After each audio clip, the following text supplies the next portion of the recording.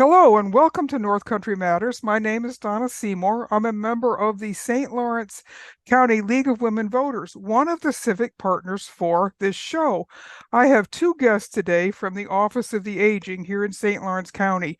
Andrea Montgomery is the director of the agency, and her colleague Barbara Hardiman is the the coordinator of Respite Services.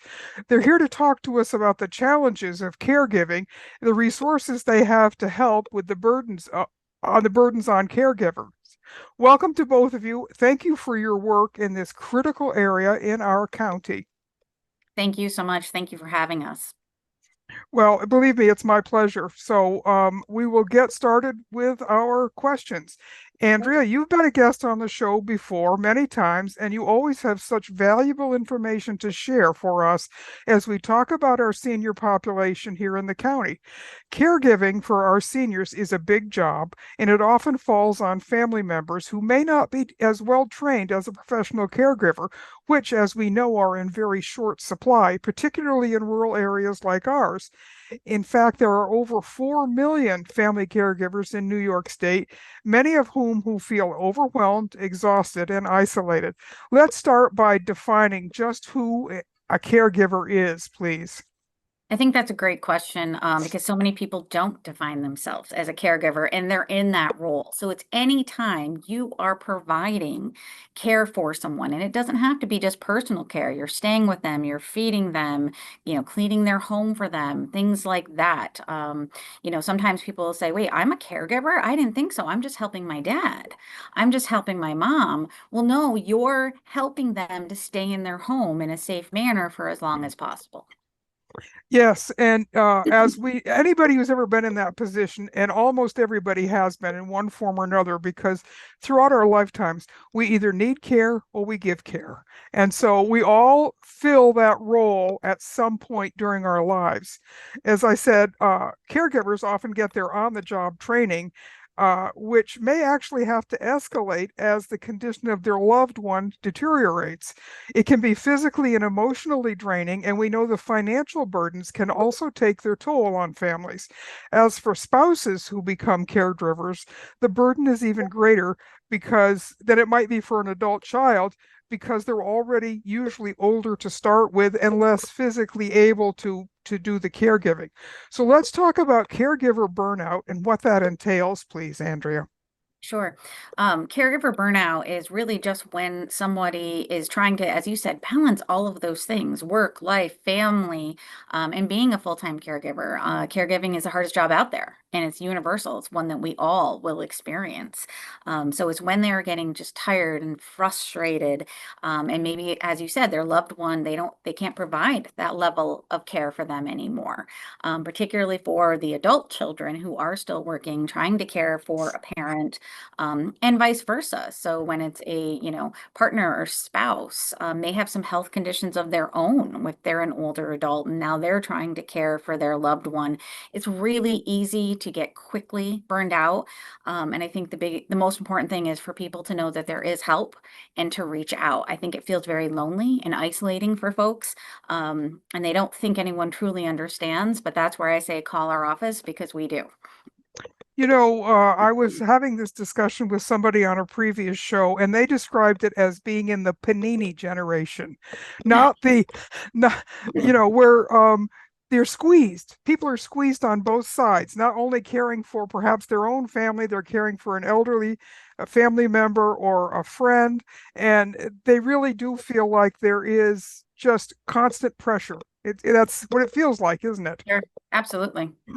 So, in the last several years, the county's Office of the Aging has really begun to put some important resources in place to help ease the burden on the caregiver. Barbara, you're the respite care coordinator. Tell us about your role in the office and how you can help. I love my role. I do respite care. People, as Andrea said, people don't realize that they're caregivers. And so when I finally get a call or when the office gets a call from someone who needs some help in various ways, it's late. It's late. What we can offer them through the respite program is a few hours a week and they can get out, they can meet friends for lunch, they can go to scheduled appointments, go to doctors, do groceries, whatever they need to do. Some people go in another room and read a book. So while those things sound, like not a lot, it's knowing there's support out there. I talk with my folks at least monthly. Some are doing great, and others need a little bit of love every once in a while on the phone, or I drop by. We also work very closely with the Home Delivered Meals program, which can give them a little bit of a boost and some rest from cooking those meals every day. And I also run a support group here in Canton. And we'll talk about that in a few minutes. So, I know in my own family situation, my sister spent a lot of time with my parents as they aged. I had other responsibilities, and she would come down to my house on Friday nights for dinner. And that was her break from the constant caregiving, and it was so important for her mental health and for her just to get a little relief from the pressure. We also used the Meals on Wheels service, which was a godsend as well. So I know exactly what you're talking about. So we know that cognitive decline is one of the hardest things to watch happen to a loved one, and it makes caregiving even more difficult for family members to deal with. There's nearly a 500,000 New Yorkers who are living with Alzheimer's disease, and with just as many caregivers providing support to those affected by it. The Central New York chapter of the Alzheimer's Association serves 14 counties, including St. Lawrence's, and they have a wealth of resources. You've hosted many of their informational webinars in the last couple of years. Barb, tell us about those resources and how people can get that very important information.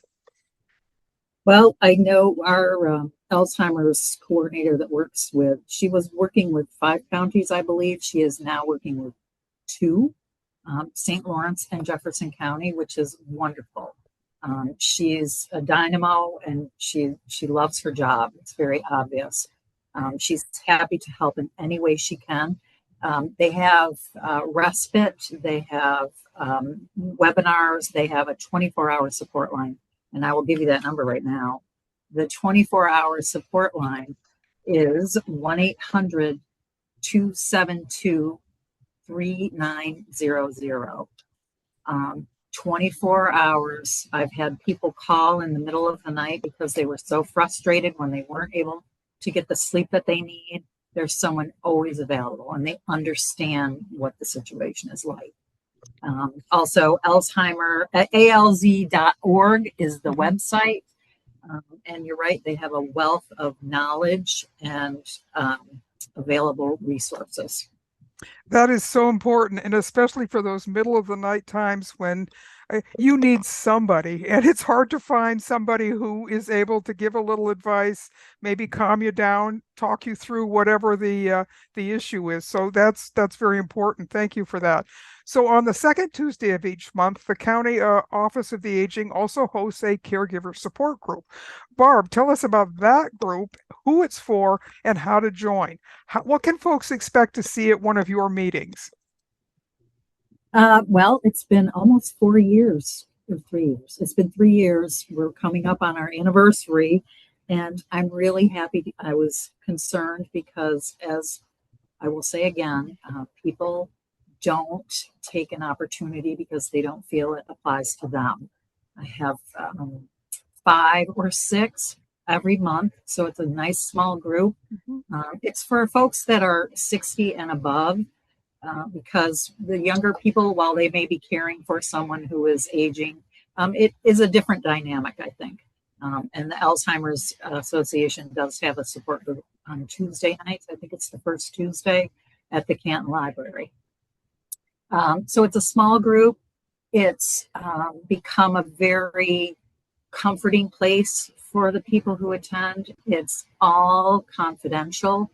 And what I love about this group is you can speak. You don't have to speak. Usually everybody ends up speaking. And when they speak, I see this. Everybody's nodding their head. Yes, yes, I know. So I feel like they really do get a lot out of it. Some have been coming since the beginning, and we have some new members. It shifts, but it's a very understanding and kind place to be for people who have a specific issue in their life. You know, being able to talk somebody who has walked a mile in your shoes, it can be so incredibly important, can't it, as we are dealing with these kinds of things?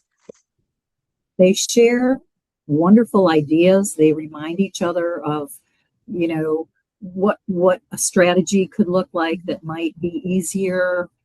So it's a sharing of those experiences, and I love it when they come back and say, you know, I thought about what you said and I tried it, and actually I laughed because I thought of you. So it's the camaraderie is really beautiful.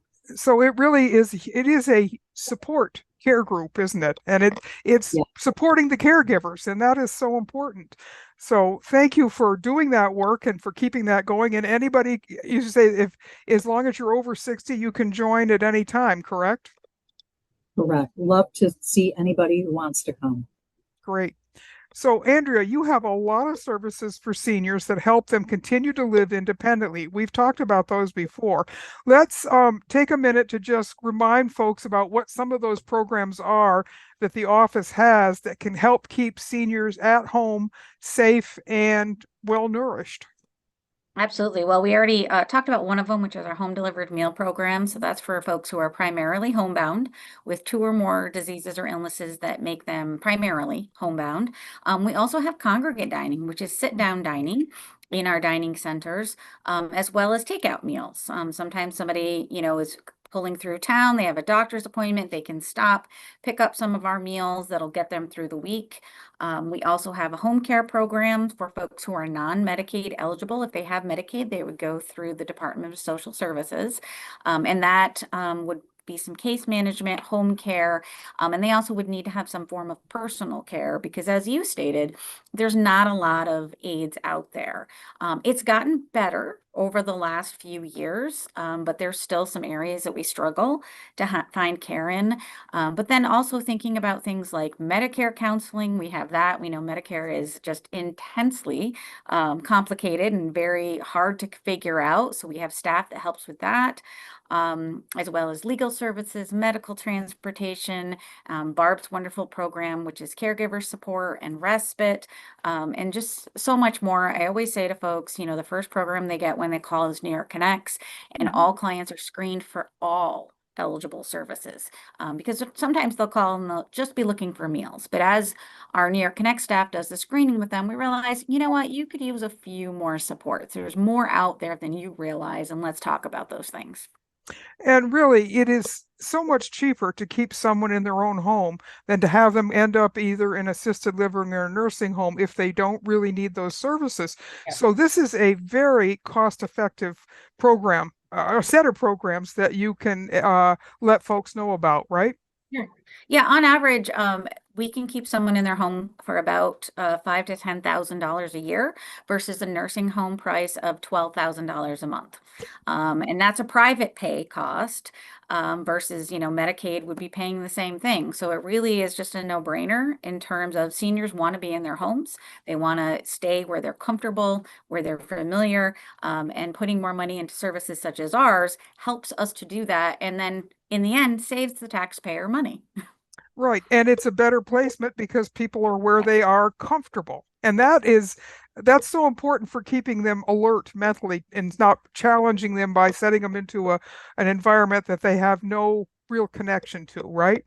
Oh, especially when you're talking Alzheimer's or dementia, that is critical. Any, sudden change or, move or in their environment can really devastate that person.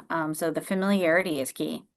Right. So, Barb, one of the things that we are hearing more and more about are the number of seniors who actually have no close family members to support them as they age. We don't have any assisted living in this county anymore.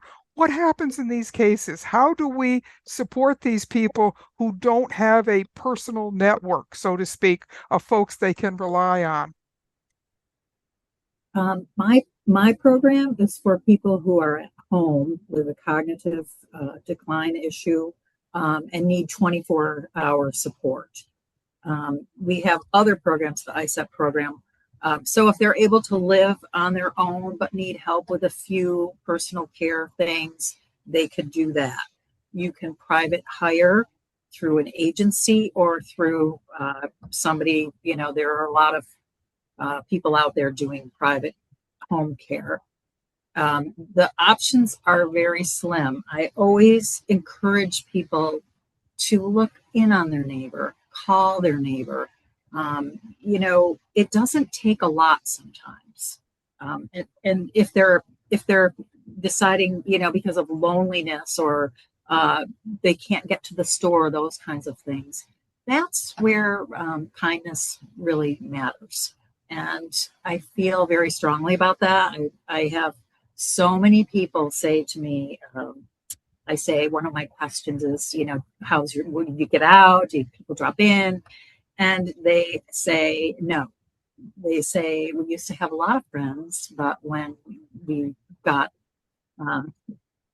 this situation, people don't stop in anymore. And for whatever reason, you know, it makes me feel bad because a little bit of a stop and say a joke or, you know, can I get you something at the store? I'm heading to town. Those kinds of things really do make a big difference. And, you know, that's where the Meals on Wheels delivery program is so important because it does get some eyes on people who are homebound. The other thing that I think about in a case like that is look at the winter we've just had. Even if someone were able to get out of their house, a lot of times the weather was just too bad to do it. So maybe they did go to congregate dining when things are easy to get out to, but then they stop doing it when we have snow and ice conditions. So you're exactly right about we need to have an eye on folks who live in our neighborhood, and that really contributes to our sense of community, doesn't it? Yes, yes. So, Andrea, we're in the budget phase of the 26th New York State legislative session, and offices of the aging like yours look to the state to help maintain and expand the services to care for our growing senior population. What can you tell us about what's going on with this year's budget and what the proposals are for our seniors? So last year there was a large influx of money into aging services. They kept us at the same levels this year as they did last year. So certainly we have concerns about that because we know that the needs are just increasing and they're going to continue to increase. So, you know, it's definitely something I know a lot of advocacy efforts are going on right now with the state and the Assembly and the Senate to, you know, have that put in on their end because they can do that during session. So you know, that's something I work with the Association on Aging New York with, as well as other directors from county offices for the aging, doing that advocacy support, because really we're the ones who know the people. We know the stories. You know, we see them every day and we know the need that's out there in our own communities, especially as rural and underserved as St. Lawrence County is. We know we're not a rich county. I think we're rich in people and resources and maybe love and support for each other, but not necessarily in the amount of programs and services that are available.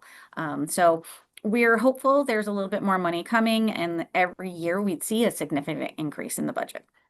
Well, you know, you talk about we are the third largest county east of the Mississippi. So just in terms of distances alone, and the fact that while we have some larger communities where it's easier to concentrate services, we've got a lot of rural townships where there just isn't the population base, is there? No, absolutely. We have some of our home delivered meal clients that are almost, 20 minutes apart, Star Lake, Newton Falls, some of those, mountainous areas where, our driver is, 10, 15 miles in between houses. So that really can challenge the ability to get out to those folks. And I think we can make a plug right here for your volunteer drivers, and you always need more, don't you? We absolutely do. So on average, we have about 150 to 200 volunteers each week, which is unbelievable. And without that support, we have about 24 home delivered meal routes. We're looking to expand that because there's some places we only have service one day a week, twice a week. We'd love to get in every community where we're needed 5 days a week because it's so much more than a meal. It's that daily wellness check, Mhm. making sure eyes on that that person is okay. What do they need? Particularly as you spoke about in those cases where they're not local family members that are a support network for them. People live far away, or as people age, we've had some of our folks get into their hundreds where there's not family left for them. So that's when I say we become their person. And that's why it's, just so important. But we're so grateful for our volunteer drivers. It's a few hours a day, a week, a month. We'll take whatever someone is able to give. And I always say, I think they get back so much more than they think. It's establishing that community connection and that relationship and really friendship with that older adult in their community. Many of our drivers become friends outside of the drive. They know their birthdays, they holiday gifts. They know just a couple weeks ago I was in Governor, and this one woman client knew that her driver loves butterscotch fudge. So she was greeted with some butterscotch fudge that day. So it's that client's way to give back to the driver and show her appreciation. And that That happens all the time. that is such a great story. And so people who are in a position to volunteer some time can just contact the office and you'll get them set up, right? Absolutely. Yes. Call Okay. us for more information. There's also mileage reimbursement. We know gas is at Hmm. an all-time high. It's Hmm. very scary times in terms of, budgets. And so we don't want that to be a detriment to having someone volunteer. So there is a mileage reimbursement. So if they're interested, please just call our office to learn more. Okay. And the the gas prices are also affecting food prices. So again, it's putting people who are with limited resources really in very difficult positions, and that's where the office can help so much. So, given the federal budget cuts to so many of our social safety net programs, like we rely on locally, like SNAP and HEAP and medical care, how is county government doing in regards to your agency this year? Because you look to them for support as well, right? Sure, we receive a lot of funding from the federal government that goes down to the New York State Office for the Aging that then comes to the county. Although most of our funding does come from the state government, not the federal, even though we're authorized through the Federal Older Americans Act. So it's been really hard times. This has been a rough year with SNAP cuts and changes, as well as HEAP being delayed as long as it was. We had probably about 3, 4 months where we had seniors in dire straits. They didn't have food, they didn't have heat. And these are residents of our communities. This is, who worked their whole lives. As I always say, a lot of them were small business owners, they were farmers. So everything they had went back into the business, went back into the farm. So they're trying to live on Social Security, which we know is not enough to live on.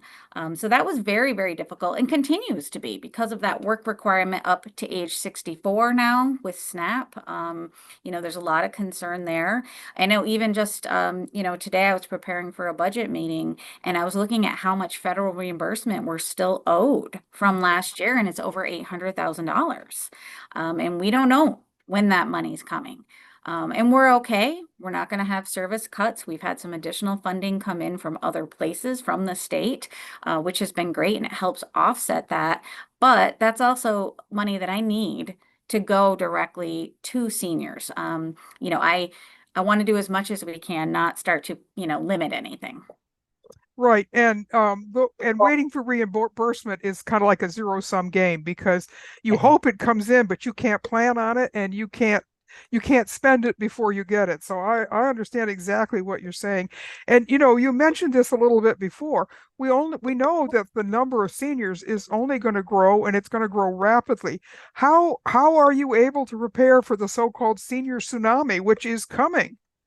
Well, I think, Offices for the Aging has been loudly, yelling about this for years and years. So we knew based on our data and statistics and certainly the requests that we get for services that this was coming. So we've been talking to the lawmakers saying, we're not ready. There's not enough money. There's not the infrastructure. So really, I think we've been very proactive and been planning ahead. We are very good at pinching our pennies and doing the absolute most with the small amount of money. We make that dollar go pretty far. But then again, as you said, we're just going to need more money put into this network, particularly in, cases where we don't have the nursing home beds available here in St. Lawrence County. We don't have an assisted living facility any longer. So if older adults are going to stay in their homes, which that's where they want to be, we need more money to be able to keep them there for sure. Well, and as you say, it just makes good economic sense to keep them at home. Barb, I noticed this morning on my Facebook page that you're doing a caregivers lunch on April 27th. Tell us a little bit about that, because that might be something that people are interested in doing. Well, thank you for mentioning that. That's very exciting. We did one last year in Gouverneur. It is at the Gouverneur Community Center, where we prepare the meals. And the response to that was phenomenal. People enjoyed it. It's a chance for caregivers to go with their care receiver, the person that they're caring for, to a safe and fun luncheon. They can not have to worry about anything. There's support there. There's a nice meal. We have tea and coffee and a little social time beforehand.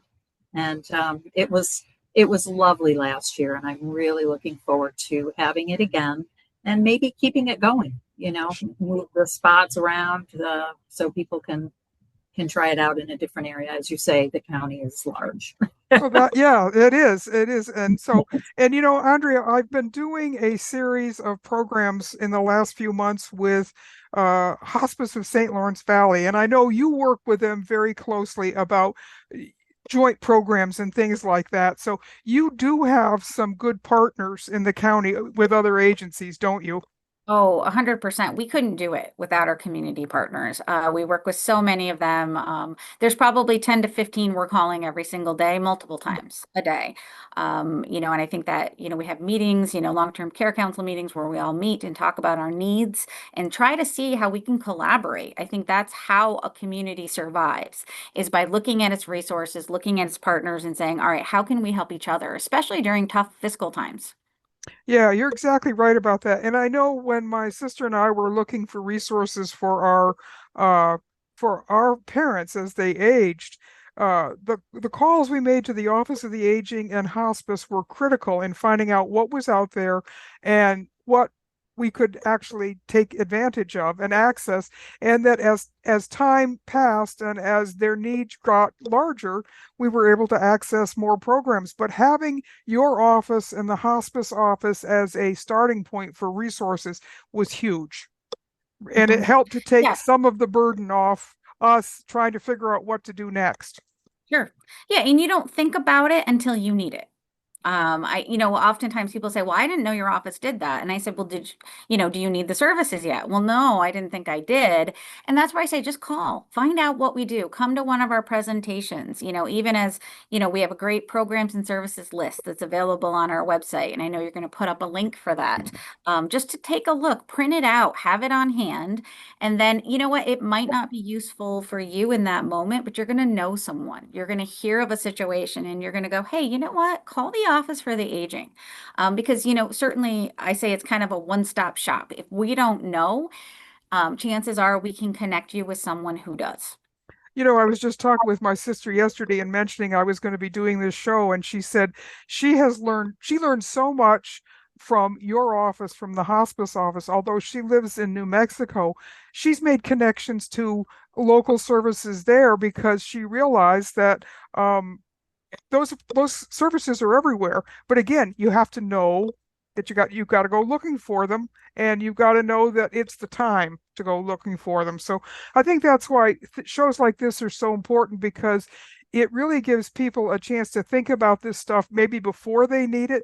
But now they can make the phone call, they can look on the website, and they can say, I'm ready for whatever it is that you folks offer. So thank you both for the work you do, and for being as accessible as you are, and for just going that extra mile for folks. Because as you know, if when you're a caregiver, you just need somebody to reach out a hand and really help you try to solve a few problems and figure out where to go next. And that is really what the Office of the Aging is all about.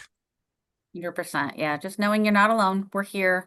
We're happy to help. And we always have a listening ear. I think that's important in the day and age where you might only receive 5 minutes from your doctor due to, insurance issues. We're going to hear your story. We're going to take the time to listen to you and figure out the best way to help you.